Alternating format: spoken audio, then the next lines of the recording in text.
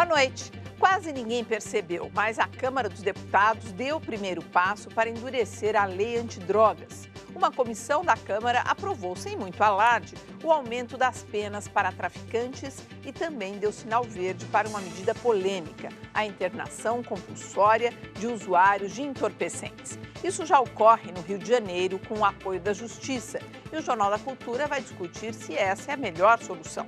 E veja também outros assuntos importantes desta sexta-feira. Ministro Joaquim Barbosa decide que a prisão dos condenados no Mensalão não será imediata.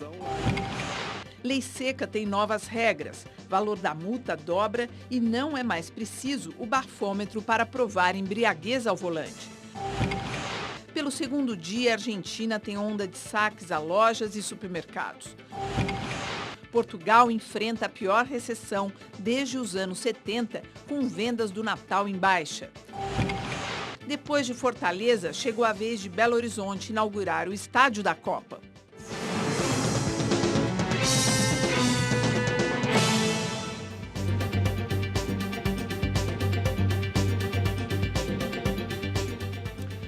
Participam desta edição o filósofo Luiz Felipe Pondé e o cientista político Carlos Novaes. O projeto que tramita na Câmara dos Deputados altera a lei antidrogas no país. Além de um tratamento mais duro aos criminosos, a proposta prevê a internação compulsória de dependentes químicos. Neste mês, uma comissão especial da Câmara dos Deputados aprovou um texto que torna a punição para traficantes mais rígida, elevando o período mínimo de prisão de 5 para 8 anos. A nova lei, que será levada à votação no plenário do Congresso, prevê ainda que o usuário seja internado de forma compulsória por até 6 meses.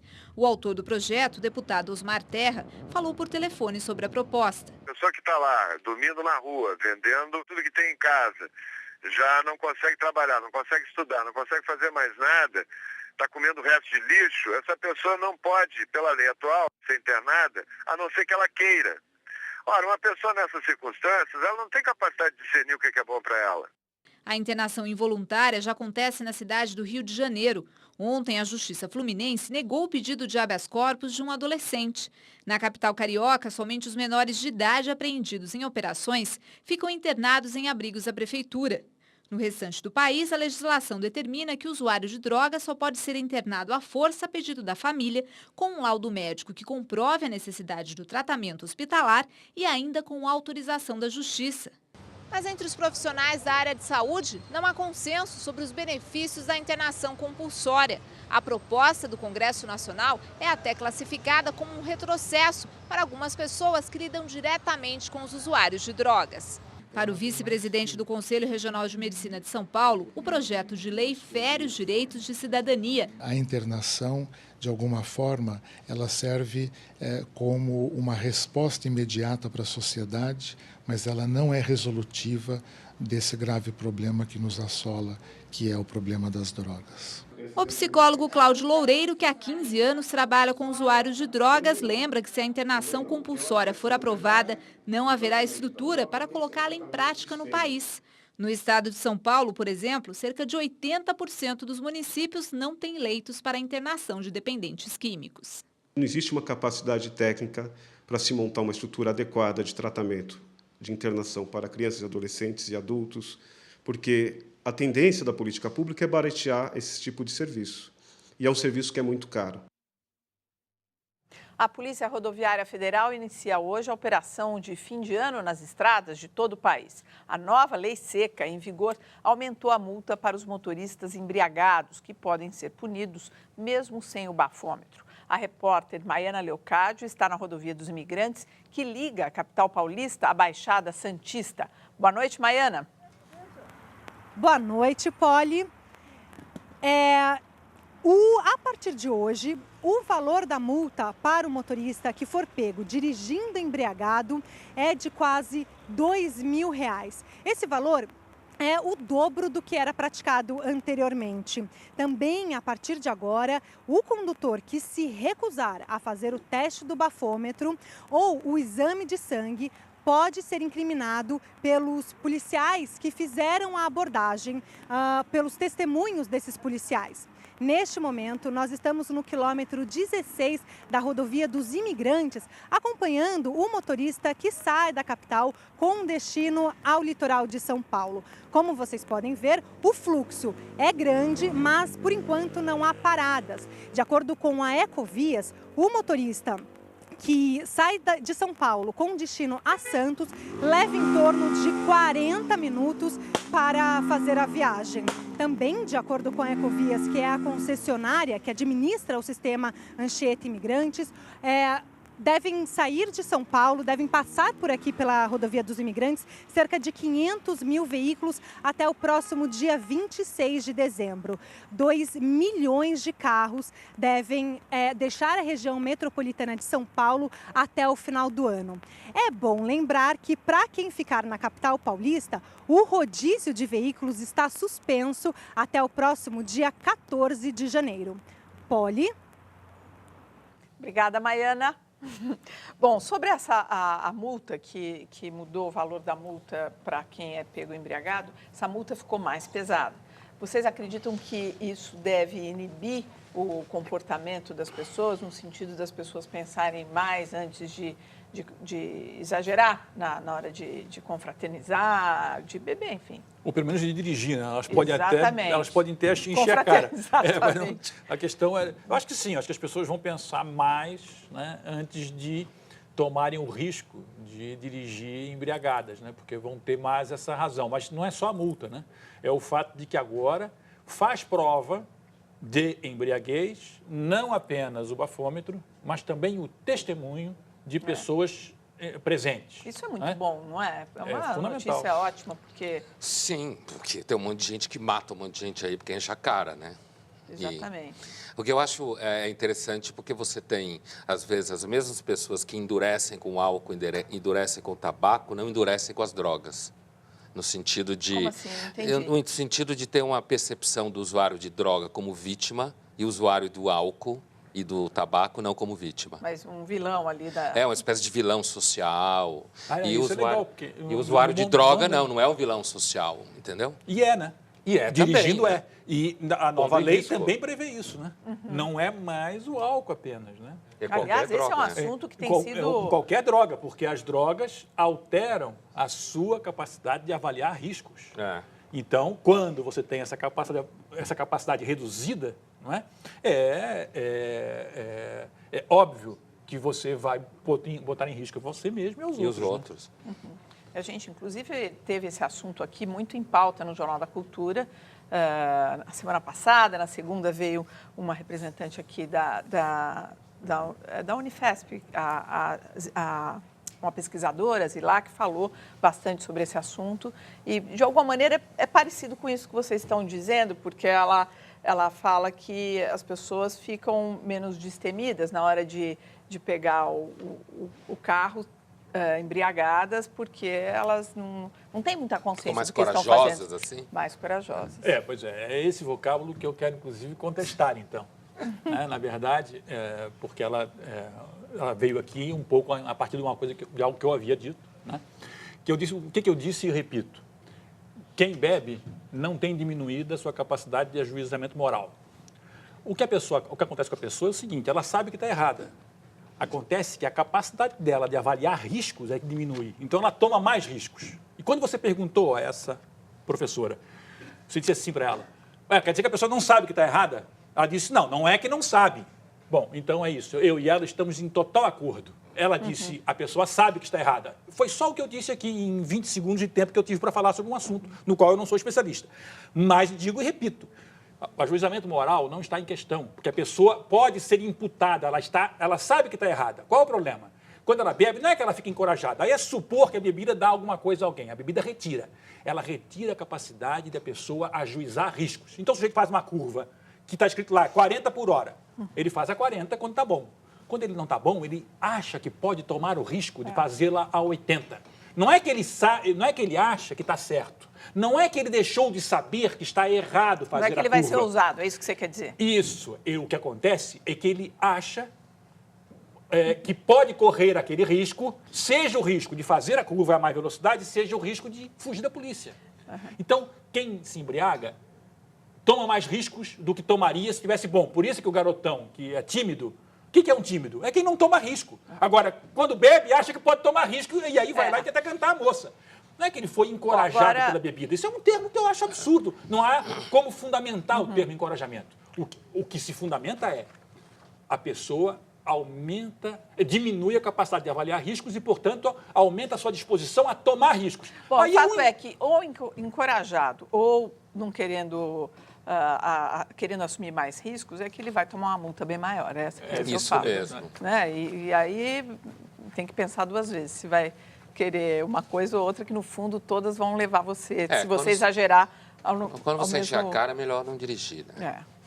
Cerca de 22 mil presos estarão fora das grades de hoje até o início do próximo ano no estado de São Paulo. Contrariando o pedido do Ministério Público Estadual, não houve restrição à saída de detentos suspeitos de ligação com o crime organizado.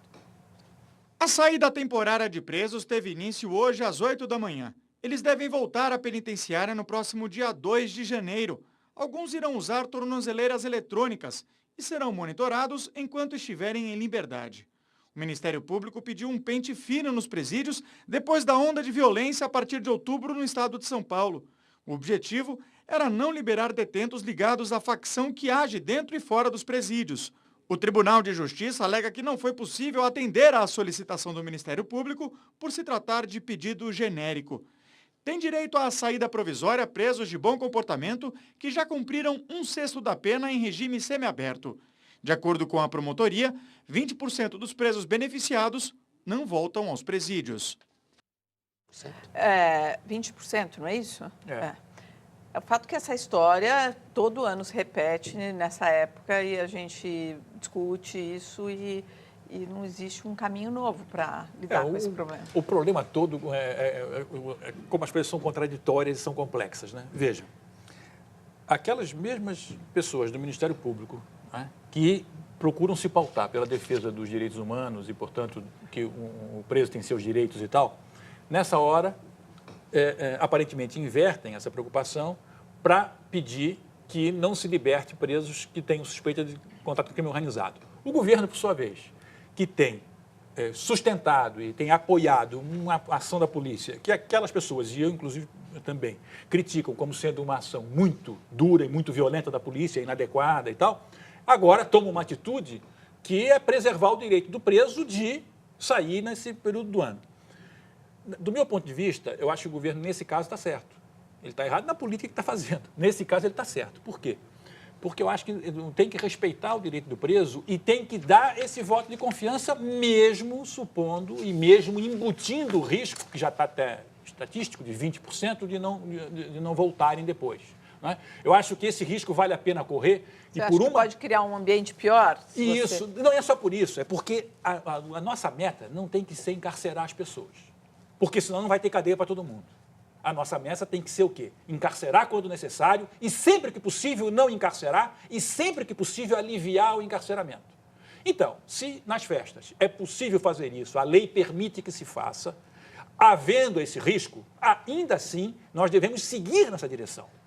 Não é? Por isso é que, neste caso específico, eu apoio inteiramente a atitude do governo, que não dá para restringir um direito do preso em função de uma genérica possibilidade de que ele não volte ou venha... O bandido sempre pode fazer o delito. Esse é o risco que nós corremos. O problema todo é que nós não podemos nos reger pela lógica dos bandidos, nós temos que nos reger pela lógica da sociedade, dos homens de bem e do Estado de Direito. Você pensa assim também? Eu não penso exatamente assim. Eu concordo que existem bandidos que se recuperam e tudo, mas eu acho que, às vezes, a impressão que a gente tem é que a pessoa comum é que se sente abandonada. A pessoa que paga imposto, que nunca cometeu crime nenhum, que trabalha, que se esforça, ela, no final das contas, é a menos assistida. Quer dizer, um Estado... Não é porque uma coisa elimine a outra, mas um Estado que, às vezes, é completamente despreocupado com os direitos humanos do cidadão que não comete crime, às vezes parece ao cidadão comum mais preocupado, tem mais teoria construída em cima do direito prático do preso do que... Nesse momento do ano, né? Nesse momento aparece muito isso. Enquanto que o cidadão, muitas vezes, se sente completamente desassistido. Ele só paga imposto e não tem muito direito a coisa nenhuma. Eu acho que nós temos que dialogar com esse cidadão. Aí eu concordo com o Pondé que a gente tem que dialogar com esse cidadão, mas não de acolher as razões dele. Porque o cidadão que está com essa impressão, na minha opinião, é um cidadão mesquinho e mal informado. Claro. Não concordo. Lógico que ele é mesquinho. Essa coisa que bandido é sempre vítima não é assim, não é que bandido é vítima, pelo contrário, o que eu estou dizendo é outra coisa. É mesquinho porque ele não está tentando ter uma visão suficientemente complexa do mundo em que ele está. Então ele começa a dizer, pô, eu que sou coitado aqui, pago impostos e sou abandonado. E esse safado aí é que o governo ajuda. Mas escuta, o cara trabalha 20 horas por dia, Sim. tem 3 filhos. Às vezes exige demais de quem cumpre os deveres e nada de quem não cumpre. Ô, Pondé, as razões dele eu entendo. Eu defendo inteiramente os direitos do cidadão, só que eu também defendo que ele se arme espiritualmente, que ele se arme intelectualmente para entender o mundo em que ele está. Senão, eu vou ficar endossando preconceitos. Não, mas não é questão de preconceito. Mas claro que é preconceito. Não é preconceito. Porque não é preconceito. Não, tem nada de absurdo. Só porque você não pensa assim, não é absurdo. Não, é absurdo. Só porque você pensa assim, não é absurdo. Ele acha que a família dele está mais disposta. disposta. Que é isso? Mas não é verdade. Porque é mesquinho. Como não é verdade? Claro que não. Não é verdade. Olha aqui, não é verdade. Ele está achando o quê? Que o preso está lá vivendo uma maravilha de vida? De forma nenhuma. Vai olhar o mundo da disso que eu estou falando. O que eu acho que eu estou entendendo o que o Pondé está querendo dizer, que é o seguinte, que esse cara que paga imposto, fala assim, puxa, eu cumpro os meus deveres, pago imposto e tal, e nessa época do ano eu fico com a minha família mais exposta, porque saem presos que são presos que podem fazer isso e aquilo aqui fora. E eu tô com a minha família exposta ainda aqui. Me chama de mesquinho.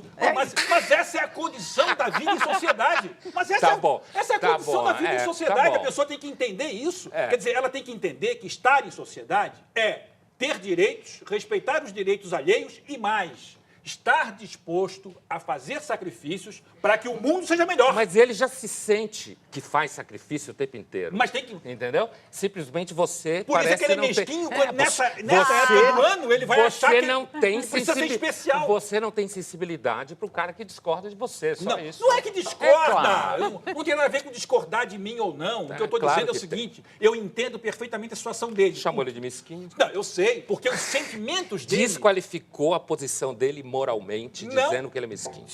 Olha bem, o que eu disse foi o seguinte, ele é mesquinho porque está se ocupando de uma comparação que não faz sentido. Para ele faz. Não faz.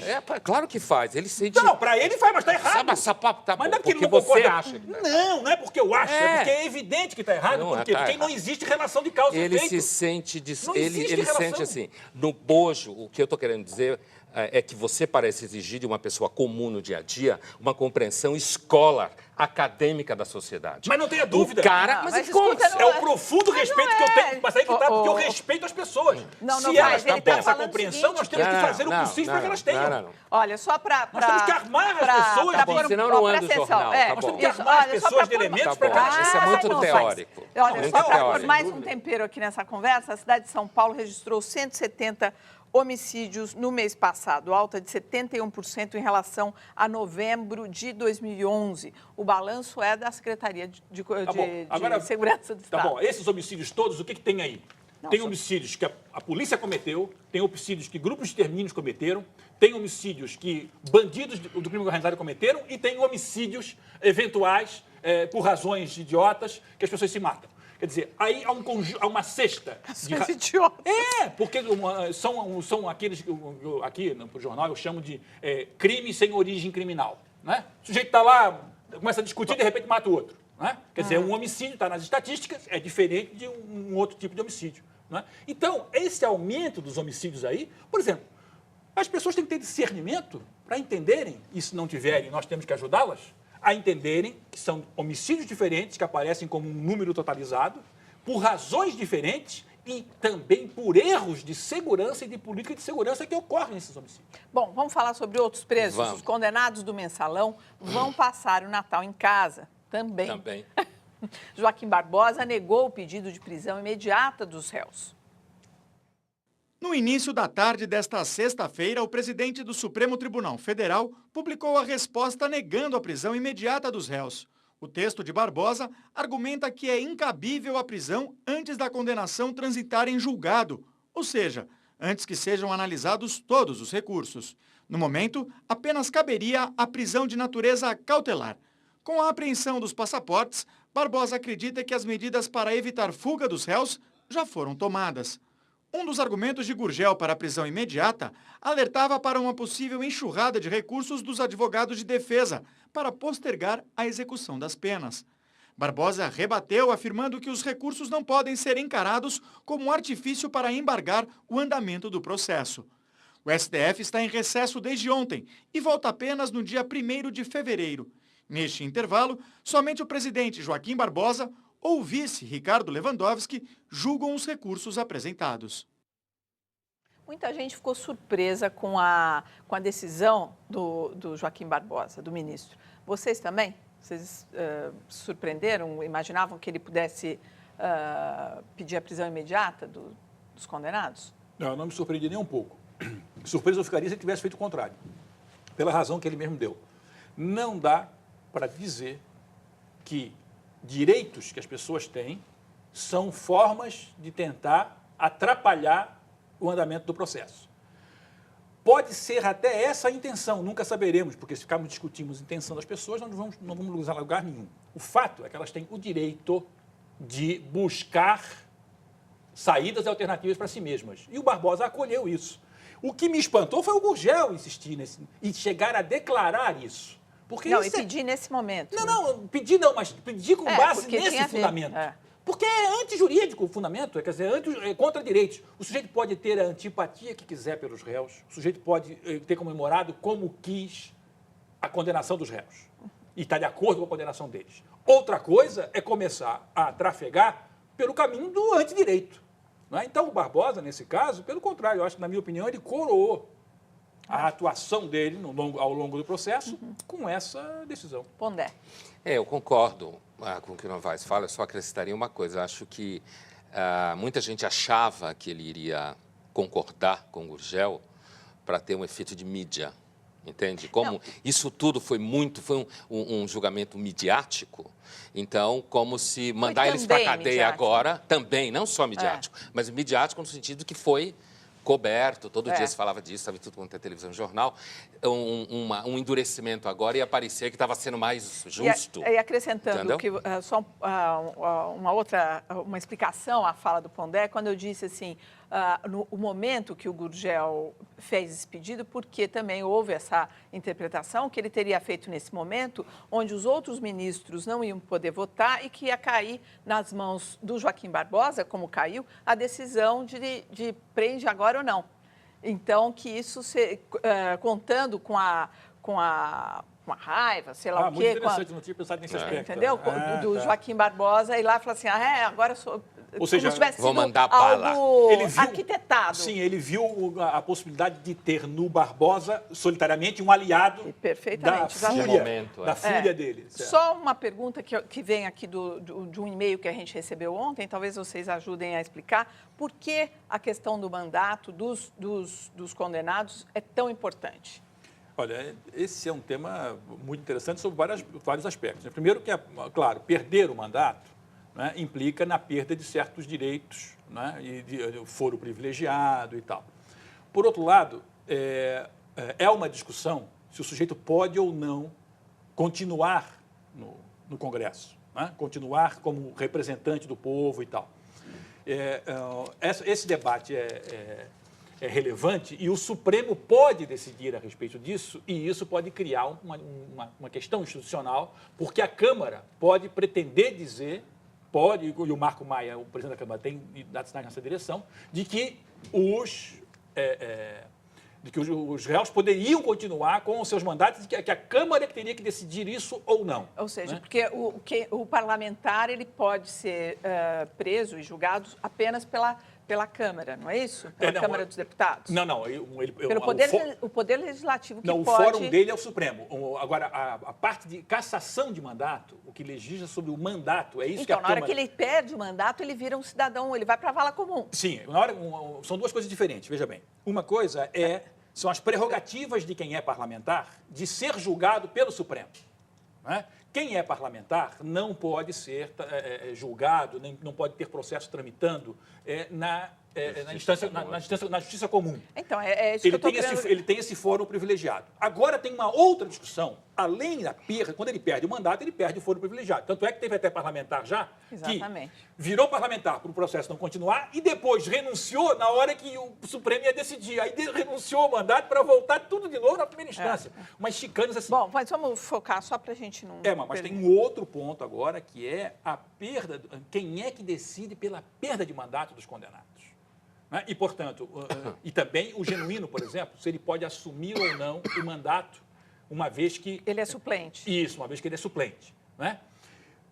Essa discussão é, o Supremo vai decidir se eles vão perder o mandato ou não, e se o Supremo decidir que eles perdem o mandato, a Câmara pode tomar uma atitude, o Congresso como um todo, até o Senado, contra essa decisão do Supremo. E essa é uma discussão institucional que vai surgir logo em seguida, porque a Câmara está só esperando que todo o processo termine. Gente, agora nós temos que correr, que o jornal está bem estourado. A seguir, presidente Dilma se compromete a combater a violência contra catadores e moradores de rua. E veja também, pelo segundo dia consecutivo, a Argentina enfrenta saques a lojas e supermercados.